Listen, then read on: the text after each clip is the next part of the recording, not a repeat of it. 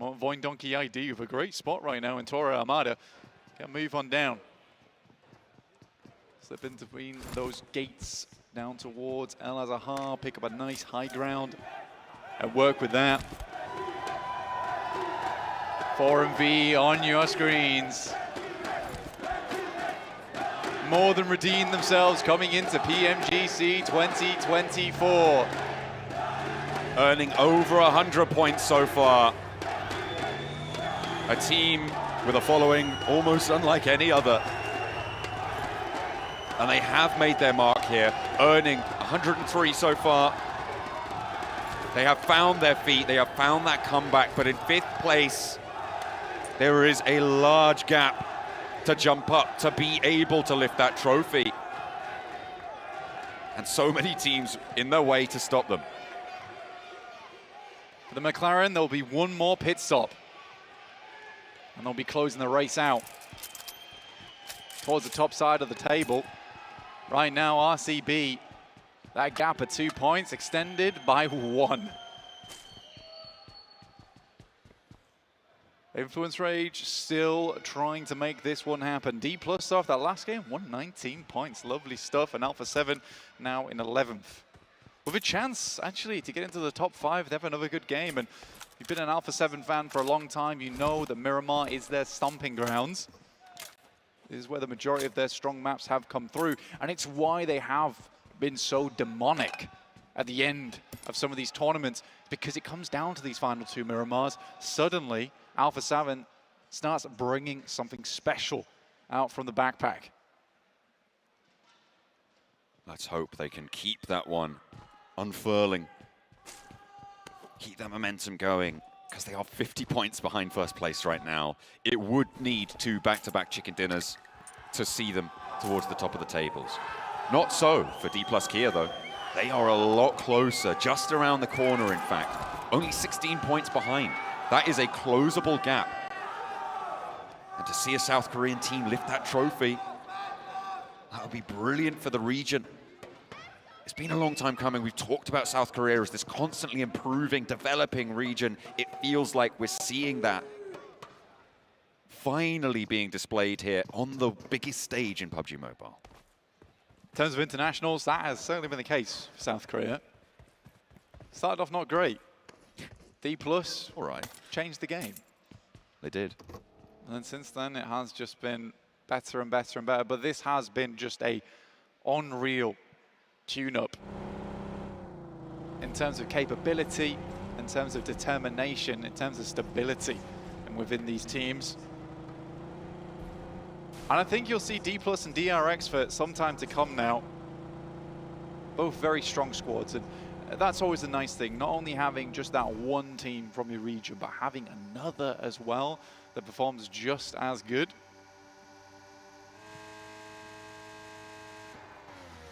And the performances need to be stellar towards the top of it on the tables. Ooh, a little scrap for Silas.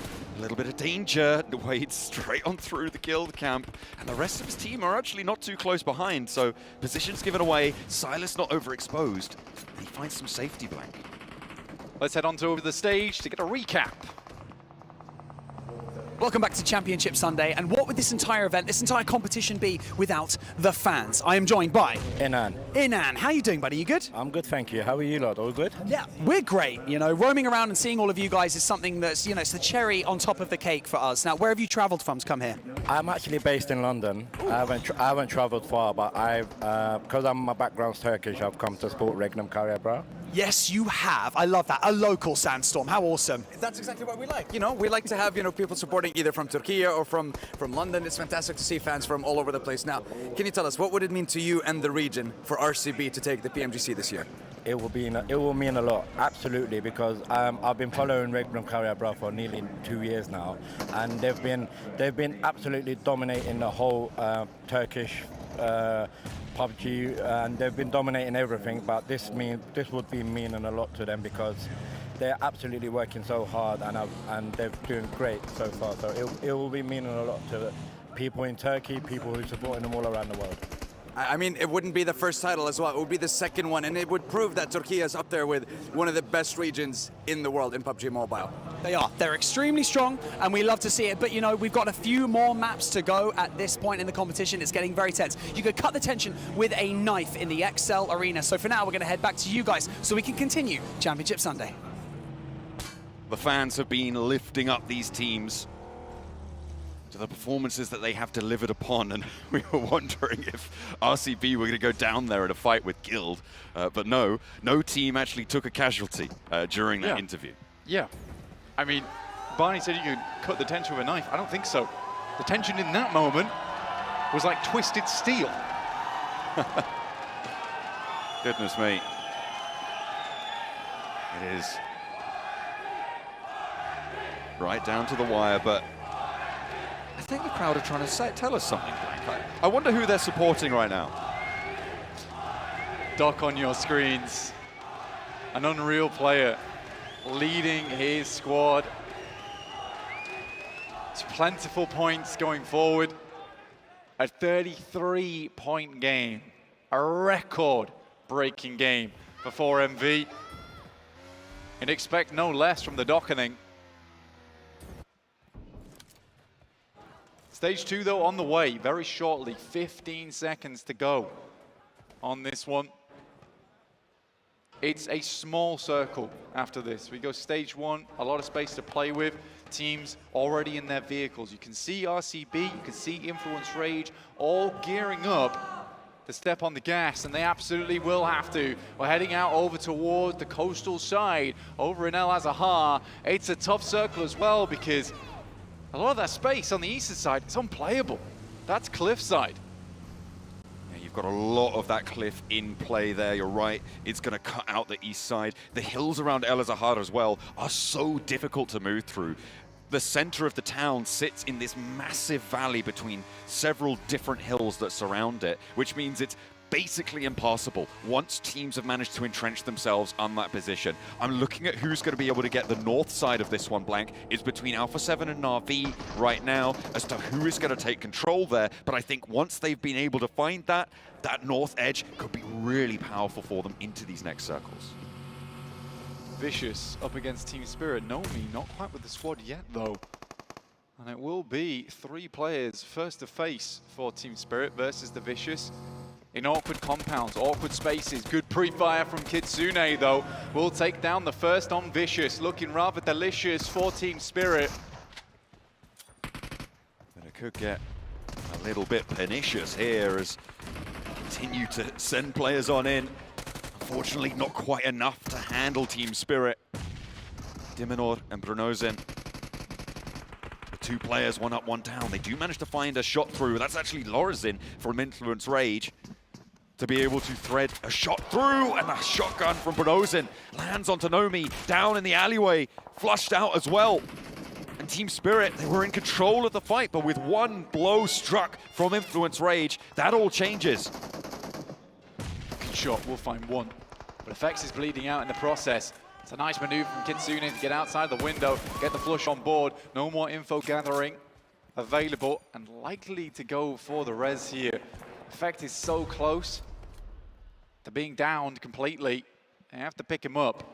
For Nigma Galaxy, they've also taken a knock. This is down towards the south side. D+ and DRX. South Korea surrounds them, and D+ looks to pile on in. SnowX is down, and now Redox has fallen. The nade in doesn't connect onto Yunbin, and Ralph has to run back here. Cannot really afford to take enough time to get it, and there goes Novalo. A huge opening for RCB to earn points on this match now. Accelerate away. Look to lock in a second title for Silas. And there they go. It is Nigma Galaxy to fall. A chance for Turkey to find their feet here in 2024. At the penultimate hurdle, Nigma Galaxy stumbles. RCB blazes past. For how long can they keep that up? Over towards that northwest side, they'll have to continue forward with the circle. Pleasantly surprising for RCB and the squad. DRX and D+ weren't letting Nigma Galaxy get out of that one scot-free, but Incilio starts to make their way on through. But with Nigma Galaxy out, you're right, John. Those teams around them can start to soar higher above. D Plus being one of those teams that I have my eyes on here. D plus Kia on the southeast edge, currently looking to push through. 4MV on the north side. I was saying once Na'Vi and 4MV conclude, that edge I think could be quite powerful, but now you've got Alpha 7 up there in the mix as well. See how they could transition down south into this next circle. Voin Donkey ID, very, very central onto this one already. They've got an open area surrounding the compound that they hold. The ridge to the south side, potential vulnerability, but that's currently being fraughtly, tensely contested by two teams, by Falcons, by Thunder Talk in the center of this circle. Incilio trying to extract from the southeast side, but D plus Kia, a lead weight on their feet as they try and rotate. Not to worry though. See if D plus Kia can't earn a couple of points either way. South Korean killers here in the lobby. D plus putting the hurt on the south side of the map. 4 elims already found up to 123 points. Good stuff from them, and DRX being injured and Cilio being injured means that their northern approach is free and open. They've cleared the way. Now it's time just to walk the path. 4MV versus Na'Vi. On the ridge side, the first opener goes the way of 4MV, but remember Alpha 7's presence on the west side. There is a big third-party potential for this one. And if Alpha 7 want to make this ascension work, if they want to change the game, they will need to take this third party, sweep through the north edge, isolate these fights. 4MV look to put more pressure on, but slowly Alpha 7 march forwards. Revo the first to step into harm's way. Flip goes down, and 4MV commit to the push. Carrillo moves up for Alpha 7 behind all of this, and 4MV, they've made their way onto the inside, but they may have sealed themselves within their own tomb. If Alpha 7 can get here in time, Reaper steps through, goes down to the spray, and Lemon keeps the door frame under control, keeps the inside there for Na'Vi. Apex is down as well. They could res here, and Alpha 7 have established their perimeter all the while. Alpha 7 looking good for a couple more points here on the cards and maintaining a huge amount of presence over towards that northeast side. They're going to be extremely happy. Either way, this breaks down. 1 elim already. Nade starting to send over the top. Doc is hurting. The Mafioso looks to deliver the final nail. Perfect encirclement from Alpha 7. They read this fight like a book.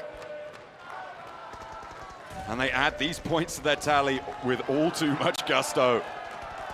Na'Vi trying to leave, and now they're under pressure from the Brazilians as well. 3 points earned so far. A headshot landed onto Lemon. The play zone takes him down, and Revo doesn't want to let that point slip away from them. Picks it up, Lemon gets eliminated. Puncher now on the back line for Na'Vi. The last to stand in the blue. The high ground, though, flowed out towards. That is a knocked player and a surviving player.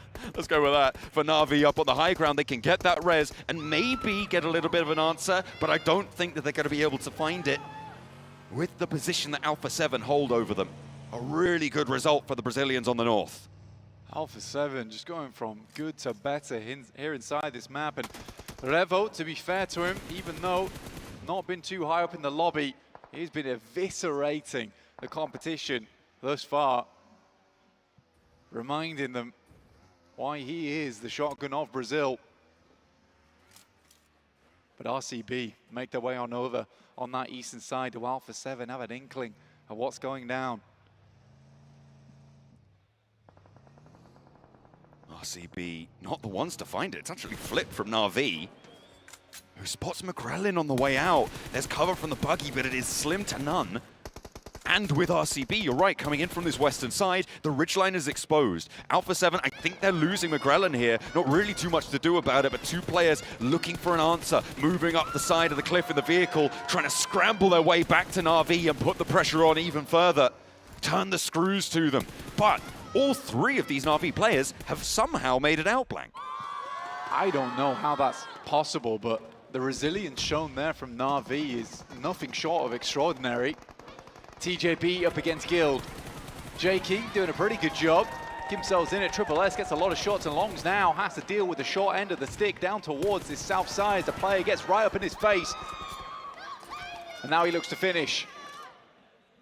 Over the top of the smoke, drops down low. Wagner there. High ground potentially, a third party as the spray from Longs is there. Matic on that off angle is the one to put a stop to it. And the rest of Guild under pressure as well. Team Spirit have flexed out. They lost a player earlier, but they still have 3 to go. And Wagner, he's trapped on the outside here for Guild. I don't think he's going to be able to get away from this unless you rip a real big smoke train, get some reses on board. Guild should be done for here. Yeah, this is a terrifying situation to be in for Guild. Have to marshal the banners if they want to get out of here, but it's just unlikely. Matic fully out of manual, straight into automatic. Sending the nades downhill, and it's impossible to leave this location. Team Spirit do need to clear it, though. So Kitsune will be first to face. Puts the fire up in front. Molotov reduces the retreat opportunities and immediately forces the peak. Team Spirit handle that one. And Guild fall to it. 6 elims found for Team Spirit on the western side of this circle. As we're just about to find where our next phase is going to take us. Right now, Thunder Talk, slap bang in the middle. 2 hills either side of them. Trying to keep themselves under control with 4 players in the middle. The circle does slam straight on top of them as well.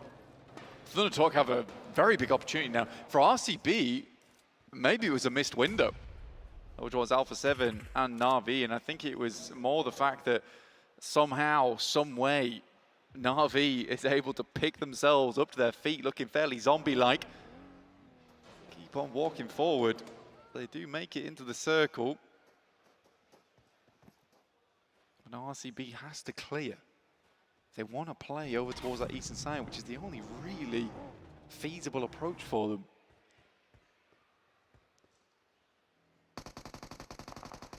Silas first to cross the road. 2 players from Alpha 7 to face off against them. Na'Vi still on that eastern flank.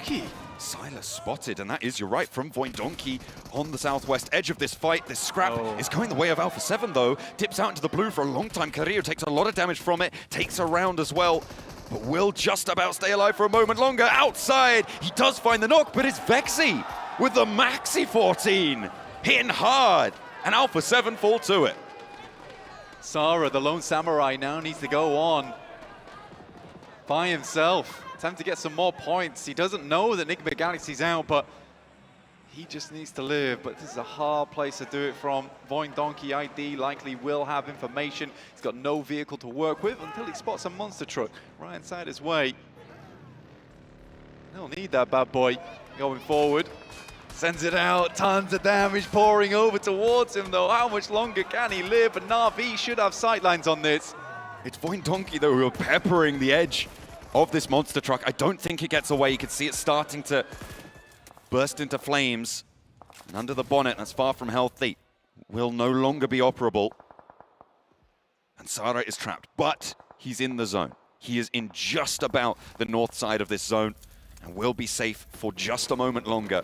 Voindonki ID are able to sit there too. Na'Vi with their outpost on the north, not so lucky, but Influence Rage, they're rolling around on the south side. Team Spirit crunching in from the north. DRX being the opposing force to put the pressure down, and Diego's the last to stand for Influence Rage. Strong approach from Team Spirit this game. I mean, they are surrounded on all sides. Nade's going through.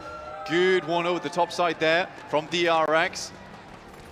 Team Spirit will claim one of those eliminations. Now D+ trying to clear out Incilio.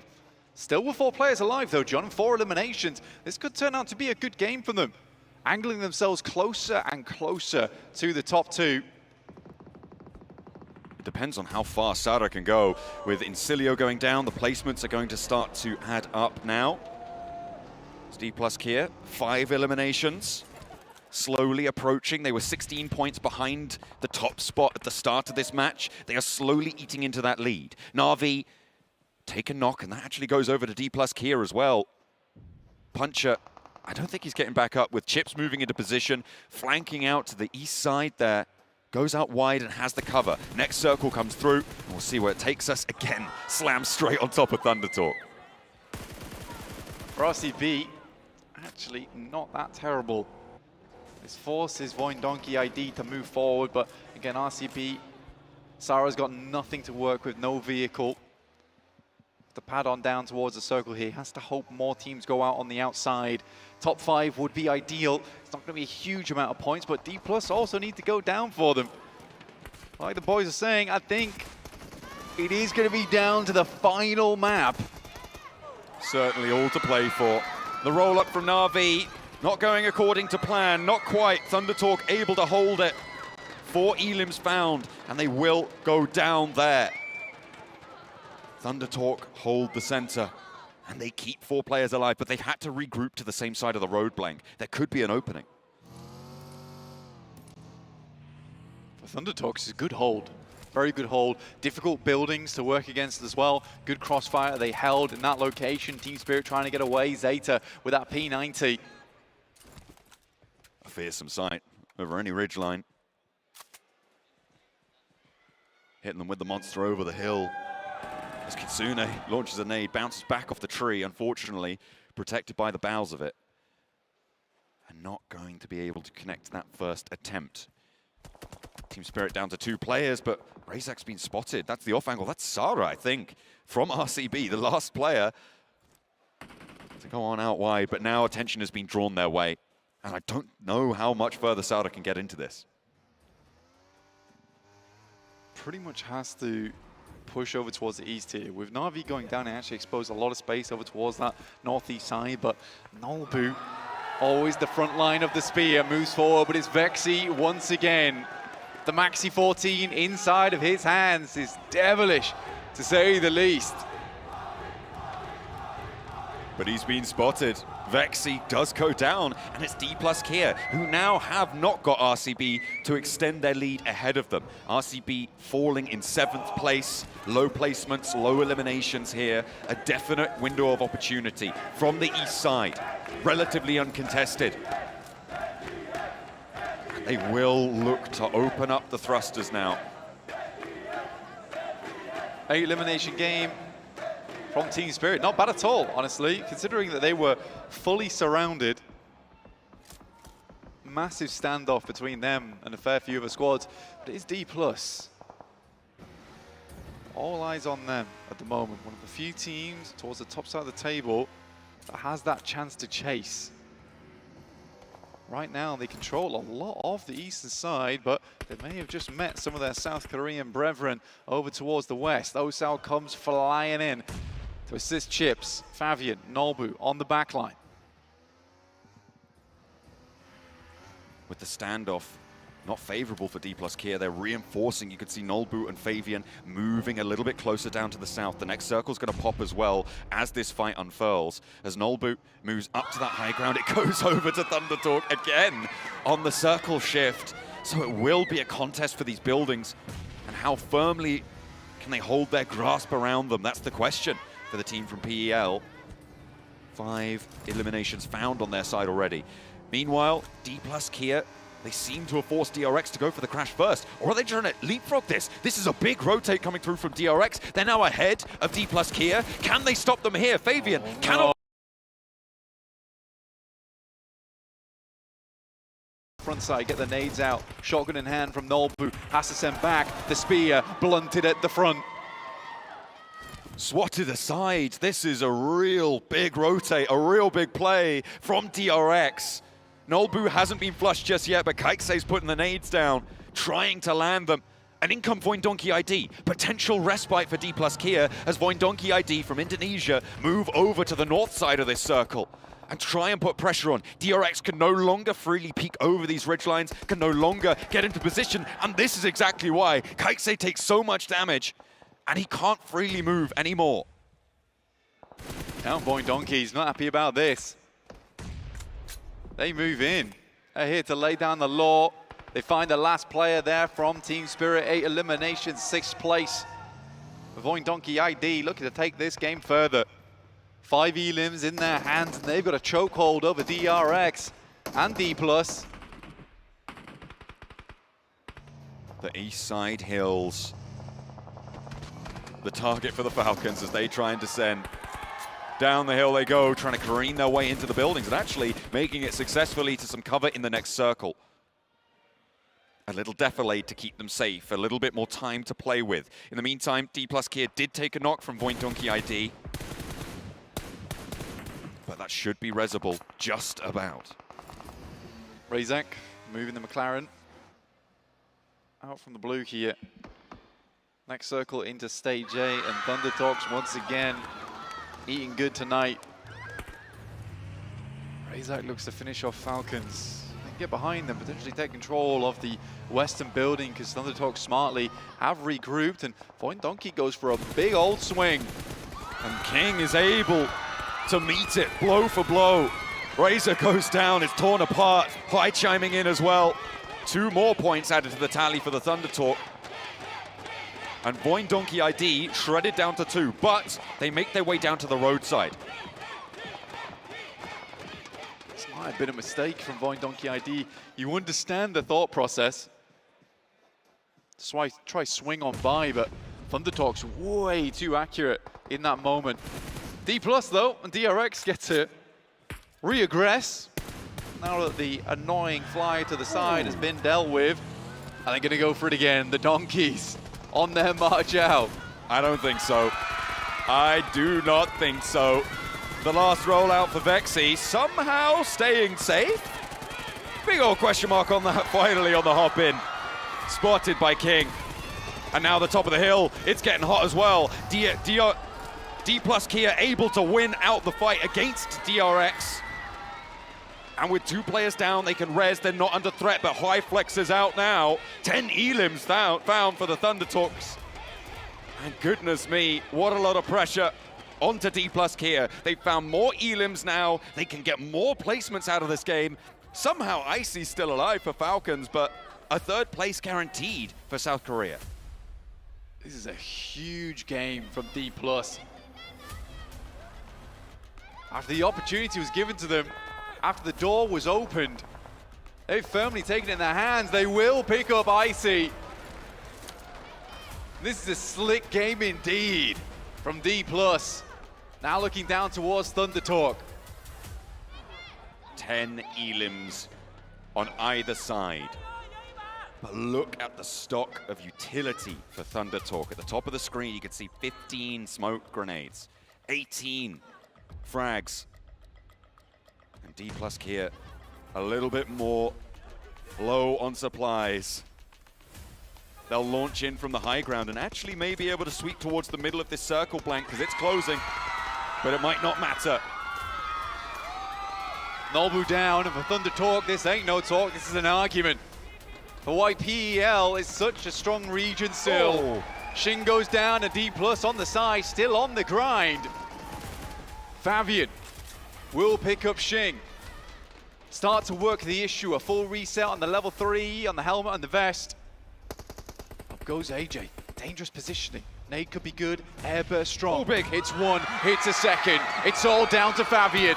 He's got the roadside, but nothing more. A 1v3 on the cards. D+ Kia need him to dig deep. King moves forward, surges into the fight. The spray is good for 1, and it will connect. Thunder Talk take the chicken dinner. Lightning struck not once, not twice, 3 times, 4 on that circle. And Thunder Talk will take themselves a chicken dinner here in match 5.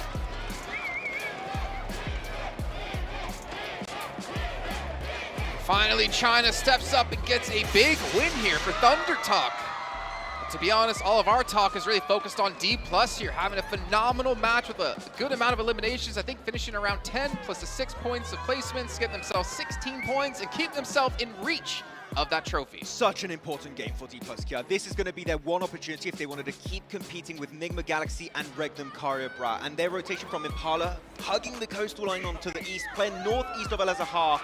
And really that late game finisher, sure they don't get the win, but the execution from the entire macro perspective was perfectly executed. I did have some doubts, 7, but overall it was a really solid game. I didn't have any doubts. This is, Really? this Okay, is why this team, I mean, going into the last 2 matches, before this match, I was saying D+ is going to be able to pleasantly surprise us because of what they're able to do. I'm really impressed with what they were able to do in regards to the 3-1 splits. At one point, Max, you were seeing the 3-1 splits out of D+, and you were a little bit worried.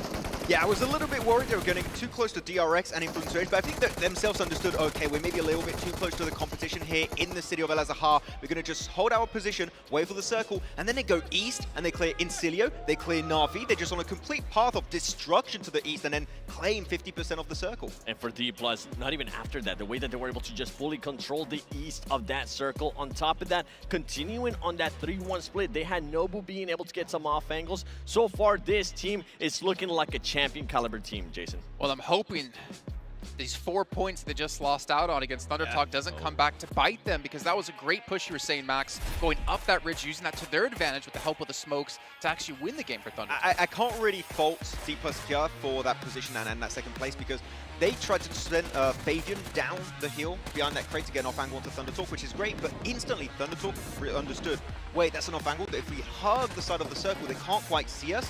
And then the nades of like King in particular, insane utility coming on through, and then they claim the high ground. Fabian, unfortunately, in a 1v3, there's just not much can do that. That ridge was so steep that you're not even going to see those nades coming either. Yeah, it's just like they're going to hit up on impact, and it was greatly played from them. So yeah, as you said, those 4 points, I hope it doesn't come back and haunt them at the end, because that could make a world of difference after the next game. Well, speaking of haunting, Enigma Galaxy losing out against DRX in that fight. I mean, that could have been their opportunity to push up the leaderboards and create a lead for themselves here.